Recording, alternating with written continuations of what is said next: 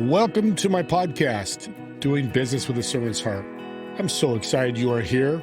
You will hear some incredible stories about how people are serving around the world, how they overcame a struggle, how they serve. These shows will give you an edge in business and your personal life. I believe serving over sales will help you grow in so many ways. And now, about our incredible sponsor, Info. Info is a web app that puts your business on people's cell phones when you meet people online or in person. They can engage with your business or send out referrals with a button click, 24 hours a day, 7 days a week. The power of business is connecting with more people. Remember, your network is your net worth. Info will do this for you. I would love to help spread the word about these shows, so please subscribe to this podcast and find us on all your podcast platforms. Please share with anyone you know who could benefit from our shows.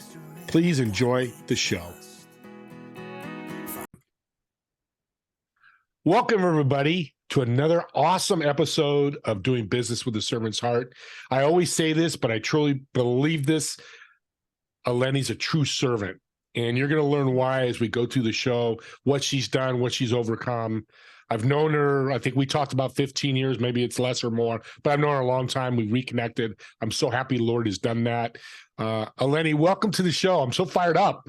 I am so excited to be here. Thank you so much for inviting me. It is so wonderful to reconnect again. It is. This is great. I like to start from the beginning. I know you've got a story. Let's start with that. And I know it's audience. This is a powerful story, so I really want you to pay attention right now. Go ahead, Eleni. Yeah, we all have a story. Let me start there. Yeah. And I believe without question that the trauma, the challenges we go through and survive can become guides for other people as they navigate their journey. And I have to, because, the book Life is Fair, I think a lot of people fail to realize it's in the fiction section of the library. So there's always going to be something to deal with. But when I reflect back on everything, every obstacle, every challenge that I've dealt with, what's gotten me to the other side is that I had to figure out the lessons in it, the gifts in it. And that doesn't mean it was sweetness and light or that I deserved it. But to me, as long as you're willing to grow through what you go through, you can get to the other side. And I know you would agree with that. Absolutely. Love that phrase. Go through what you grow through what you go through. I love that. Yes. I can't speak English, but I'm learning. Well, let's talk about your story. Because I've told your story to a few people. We've talked about that and how you overcome. I just talked about my wife and I told the story because I love people to see a struggle and how you've come out on the other end so much better. Let's talk about that. Yeah. Well, I had a whole nother life as an educator many, many moons ago and loved my work, very committed to the students, very actively involved, was one of those that was sponsoring the classes, always chaperoning, always going, above and beyond because I felt that connected to being of service to the kids. And I think teaching, anybody that's in a teaching capacity, and it doesn't have to be in the traditional sense, in a classroom or in a school, it is a lot of responsibility. And I think we have to take it to heart that we are in a powerful position to impact and hopefully positively impact, other people. And my teaching career came to an abrupt end one day, a complete shock, suffered a very traumatic experience. And the actual trauma itself wasn't the worst part. It was being left behind, being betrayed. And I'm sure people can relate to feelings of betrayal, people that and trust. And I will just say that it was a long road to get to the other side. But what really inspired me when I realized I've got to figure out how to get through this is I remember sitting at home before I lost my house, but that's all in the book. We'll get to that in a minute. I remember sitting at home and I couldn't get excited about anything. I am always one of those people that's fired up about the future. It doesn't matter what we've been through. And my mom, God bless her, was an amazing role model where that was concerned. even when she was in a wheelchair, almost completely blind and on oxygen 24/7, she still had an attitude of getting excited about having something to look forward to. And I remember sitting there, and I was in my early 50s, and I went, I can't think of anything that I'm looking forward to. That scared the hell out of me. Yeah. And that's when I knew I had to take my healing, my growth, by the reins, because what I was being given from outside sources wasn't serving me. It wasn't supporting me. And I think for everybody, if you can't look forward to anything, or if it's impossible for you to focus on your next chapter, whether you're 40, 50, 60, 70, 80, it doesn't matter. You still have to have something to look forward to inspire you to get up, to inspire you to keep going, to keep growing. Yeah. That's powerful. So, Powerful. yeah. And it really mattered to me. And when I found a way to fight my way through it and started to grow through what I was going through, and I'll never forget the day where I realized, and for anybody that's really in the midst of a struggle now, or is in the aftermath of one, because I know it can have a chokehold on you for a long time. Please, please, please know that there's not a certain length of time that, oh, I should have been past it by now, or I should have figured this out sooner, or I should be able to do X, Y, Z. No, stop shooting on yourself. Because, I used to be the president, CEO, the whole executive board of the Shooters Anonymous Club. Like, I'll shoot on myself. And that doesn't serve any useful purpose. But I remember the day where I went, wait a minute, because I wanted like retribution. I wanted, people to apologize. I wanted support. And I went, this is not about win or lose. This is about letting go to get my life back. So I'll ask anybody listening, are you hanging on to anything from the past, or it could be something you're currently dealing with that is preventing you from moving forward? Because sometimes we just got to let go to go on. Yeah, I have a case myself, and thank you, Eleni, because I have a situation too that I'm thinking about. And again, the listeners, I'm sure some of you or all of you are part of it, whoever has that. But with the power of what you've done of going through, growing from what you're going through, again, I love that. Let's go on the other side of the mountain. Because when I talked to you last week, you were just glowing. I was so proud of you and so excited where you are. Let's talk about that. Yeah. Yes. And seeing the other side. And one thing I really learned through my, healing journey is that we're always creating in our lives. We are the biggest creators in our life. But the question to ask yourself is, are you creating the life that you want or don't want? Energy flows where our attention goes. And I'll never forget when I was sitting, was grateful to have found an hourly job in a chiropractor's clinic. So grateful. When I was first told that I was going to start at $12 an hour, you would have thought I won the lottery. Again, that was after my teaching career ended, master's degree, making good money. But I was so grateful to have that little bit of steady income. And after a while, still grateful, always grateful every day I wake up, I was like, okay, Eleni, what about next year? What about the next 5 years? What do we want to see going forward? And even though I was grateful for that opportunity, I went, I can't be sitting here in 5 years. I cannot be sitting here in 5 years. And I was reflecting back on my life and what I love to do and things that I'm innately good at, which I encourage everyone. So many people think that they're often a one-trick pony. Yeah, but this is all I've ever done. But it's not all that you are. And so please hear me. If you want to be, do, or have something else in your life, regardless of age or circumstance, I started my business in my 50s. I'm in my 60s. In so many ways, I'm just getting started.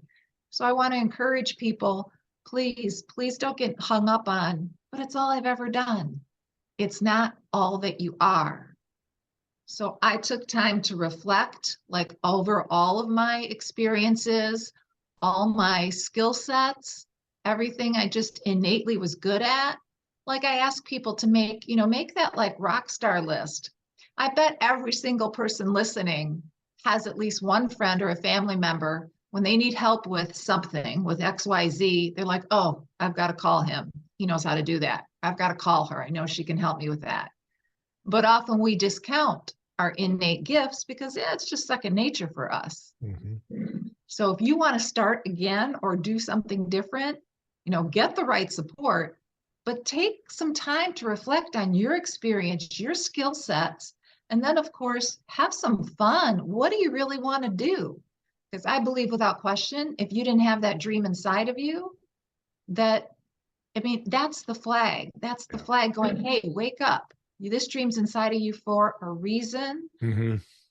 And I just knew, because also outside of teaching, and it's how we, part of the path where we originally met, I was working with business owners and I helped them get money when the bank said no. Equipment leasing, accounts receivable financing, but I instinctively helped them holistically with almost everything else they were dealing with, professionally and personally. And I loved that part of it.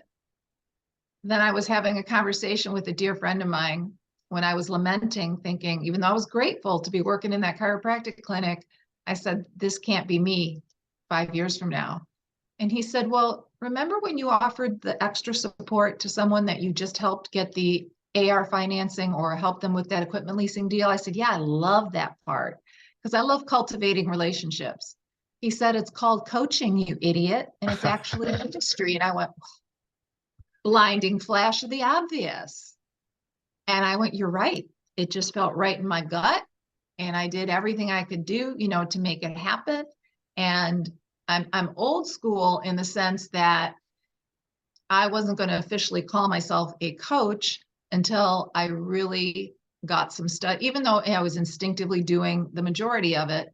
I have multiple, coaching certifications and went through a lot of training and got the right support and haven't looked back. And it makes my heart sing. I get so excited to support people in creating their next chapter or just helping them magnify and, make the money, make the impact, create the lifestyle that they want. Yeah. Honestly, I don't care if you want to make 50,000 a year or 50 million or anywhere in between. I just want it to be your choice. I love that. And there's a word that you glossed over because you have so much to say is gratitude. It's why this is doing business servant's heart. I picked it up right away and I know you. I want the audience to listen. Delve into that a little bit, the power of that word and how it's helped you. Yes, 100%. In fact, I was just saying with a client this morning he's a brilliant businessman, but right now he's having some physical struggles, dealing, with an illness. And he's so upset that he hasn't made more progress physically. And that's all he's focusing on. And I said, I'm gonna, please excuse this language, but it's part of my, tongue in cheek. I said, I'm gonna go all Detroit on your ass because I'm a tough love coach. I said, not once have I heard you express gratitude for surviving. Not once have I heard you express gratitude for still being here and waking up. And I talk to him regularly and I've seen his growth. Now, that being said, sometimes we can't see it ourselves and we all need somebody to reflect it back to us. But I know when I start to get, in a funk or just out of sorts, I'm like, oh, have you been checking in with gratitude? So literally before I even get out of bed in the morning, I start thanking God for another day. Thank you for the roof over my head. Thank you for every breath I take. Thank you for my voice. Thank you for my vision. Whatever it takes, because I truly don't believe that we're going to get more of what we want if we don't express the gratitude for what we already have. And again, energy flows where your attention goes. We all have this reticular activating system. It's our brain filter. So garbage in, garbage out. So if you're only focusing on, I'm not successful, my business hasn't grown, I'm not healing, you're going to get more of that because your brain is literally being trained to search for that. But if we can flip the switch, which we can, and I know it's easier said than done, but to be mindful. Find something you can be grateful for.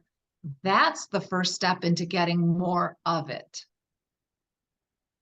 Wow, I couldn't say any better myself. That is exactly what gratitude's all about. And I believe your struggle that you mentioned earlier as teaching has got you this point. So let's talk about gratitude and how you coach, because I'm excited to hear about that.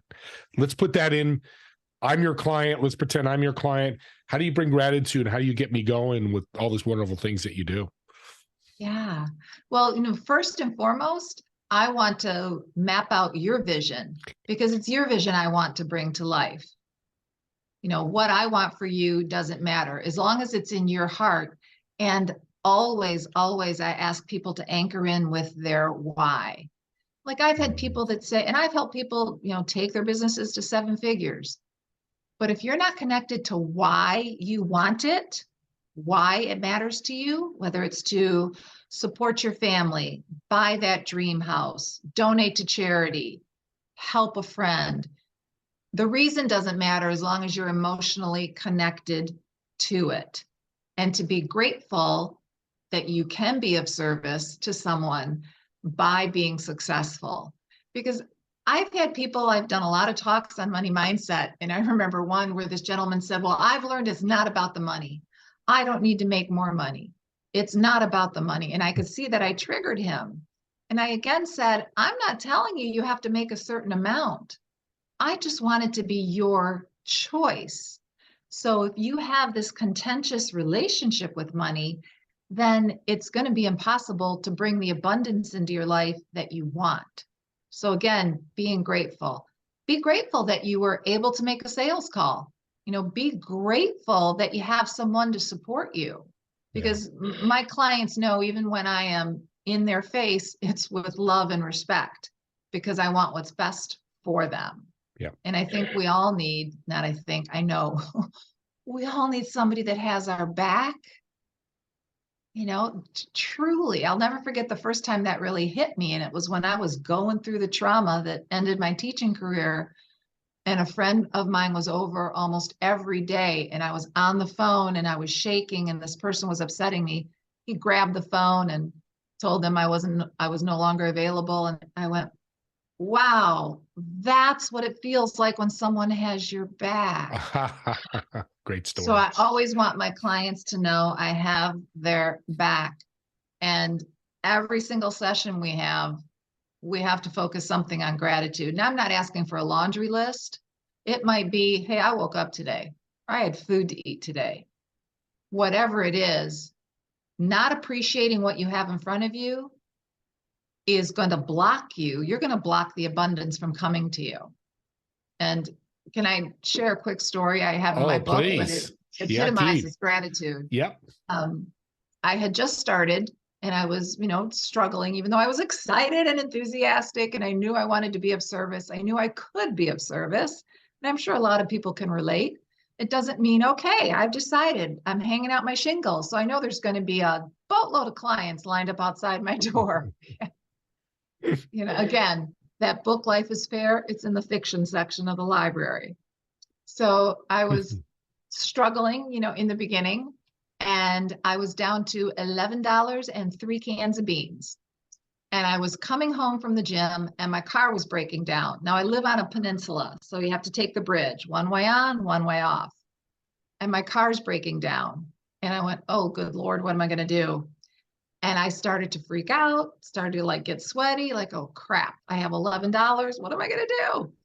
And then I had to calm myself down. And it was a very crowded Saturday, lots of traffic. So I started saying, I'm so grateful there's so much traffic because it means everyone's going slow. So when my car stalls out, no one's going to rear end me. Wow. I'm so grateful I'm not driving on snow and ice. So the road is safer. I kept thinking of things I could be grateful for. And I made it off the road, got to the gas station, which fortunately there's one only a couple blocks from where I live, left him the car. And they said, well, we don't have time to look at it. I said, that's okay. I'm just going to walk home. And I walked home and they called me an hour later and it was about $700, I think, worth of repairs. And they said, do you want us to do it? This was on a Friday. And I said, yep, go ahead and fix it. I had no plans for that weekend. They said, well, we probably won't have it till, next week. I said, it's all good. And of course, again, in my head, I didn't think they'd accept the 3 cans of beans as payment.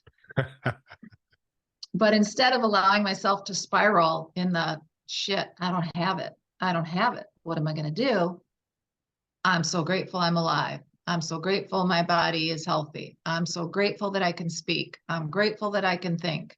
And I was like dancing around my little condo, just expressing gratitude for every freaking thing I could think of. And as God is my witness, within 1 week's time, I had $22,500 in commission in my hand. And I believe without question that those 2 clients, it was a combination of 2 clients, that money would not have come to me if I just spent the day bitching and moaning and feeling sorry for myself. And I don't think those people would have been drawn to me. I totally agree with you. That's why I talk about serving. Don't serve to get back. Serve to give and let the universe take care of itself. And I'm not special. You're not special, but we're special because we're grateful. I tell people that we're not better than anybody else. Your story is no different than any listener out there. I'm getting fired up because that's what you're saying, right? Yes. Because everyone has a story, and Lord knows this is not a competition. No. By any stretch, but I want people to also realize, find the purpose in your pain. Like originally I was going to call my book Finding Purpose in the Pain. And that truly is part of it. But then I realized I didn't want all the energy focused on the pain. Yeah. So I changed it to, now the title is My Reinvented Life, because I want people to know, again, regardless of age, regardless of circumstance, if you have a desire to be, do, or have anything else, you can begin again. Is it going to be easy? Most likely not. Are you going to need support? Absolutely. I did. I mean, I still get coaching. In fact, I wouldn't trust a coach that didn't get coached and get the support. Yeah. We all got to learn. Why'd you? You kind of gave us an idea why you wrote the book, and what's the name of the book again, so the people can put it so they can see it.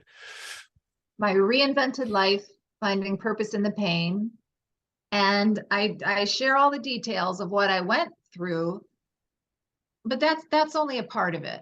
And then I chose chapters to me that were important life lessons that people could relate to, from embracing vulnerability, to timelessness. Again, I am so grateful that I was raised by the woman, my mom, that age is just a number. I think of people like Betty White, God bless her. She almost made it to 100. She was working full time on a television show into her 90s.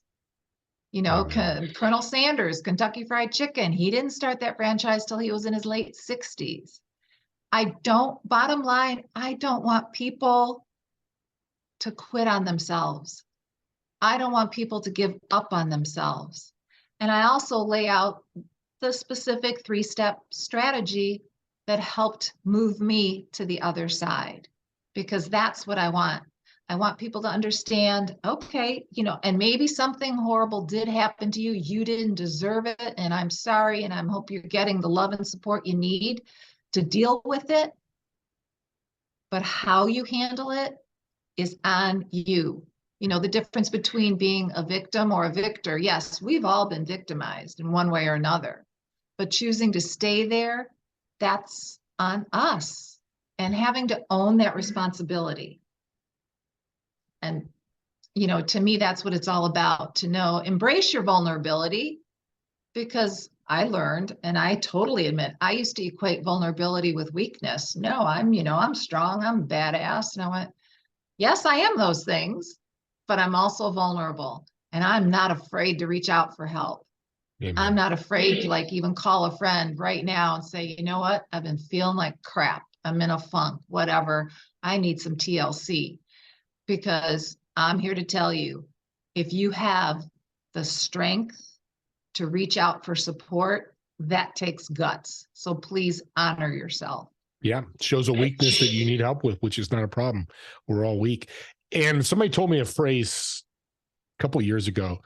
What you think about me is none of my business. Yeah, Have you I heard that love before? that. If you have, I mean, audience, write Yes. that down. I got it written everywhere. It's right in front of me because I deal with the vulnerability and I'm not as much anymore. Can I issue a challenge to the listeners? I've got a great idea here. You ready? Okay. So, listeners, here's your challenge from Steve Ramona's Doing Business with Servant's Heart podcast. I want you to email Eleni your 5 rock stars. Oh, I would love to read those. Because Yes. and that's why I did that, because I know you'd love it, and you're going to tell me when people do. Mention the show, but just send it to her, because it would be a great starting point for you and for Eleni to maybe work with you or help you with a quick question, a quick sentence and answer. But it would be such a great, what's the word I want to use? Not challenge, but great work to do for yourself. I'm going to do it, and I'm going to do it today. I'm going to email Eleni today. I want you all to go out there and do that. If you have any questions, reach out to me. We're running out of time, and I hate time when it does this, because I can talk to you so much longer. But I want to thank you, Eleni. You are a bright light that came out of the darkness, and you're sharing it with others. And your coaching program, how can they get a hold of you and learn more? Yes. Well, I am branded under my own name, so you can find me at elenianastos.com. And I'm active on LinkedIn, Facebook, Instagram. So, you're welcome to reach out to me on social media as well. And I just look forward to connecting, because I truly believe in connecting to cultivate relationships. That's what matters most. And Steve, can I share why I chose the diamond as I would my love it. logo? And I want to thank you. And all the information will be on the show notes. We're going to end the show with this wonderful tip that she shared with me before the show. Go ahead, Eleni. Well, when I rebranded my business a few years ago under my own name, I was looking for a concrete logo. And I'm looking at things, that would make you feel empowered, inspired. And I'm looking up all the meaning behind certain symbols, and none of them registered with me. And someone looked at me and said, "Well, honey, that's because you're a diamond." And I went, "Oh." And then I was looking at everything behind the diamond. So I actually purchased so many of these little crystal diamonds, you can see. And I love giving these to people, to strangers. I always have a few in my purse. And when I'm out, I see somebody, I just sense that perhaps they could use that support, and I ask if I can give them a gift. And, sometimes it's kind of sheepishly like, okay. But when they open it up, I said, when you look at this diamond, I want you to remember your diamond factors. The diamond is the strongest gemstone. Remember how truly strong you are. And you don't always have to feel strong to be strong. The diamond is multifaceted. You can do many things. You're not a one-trick pony.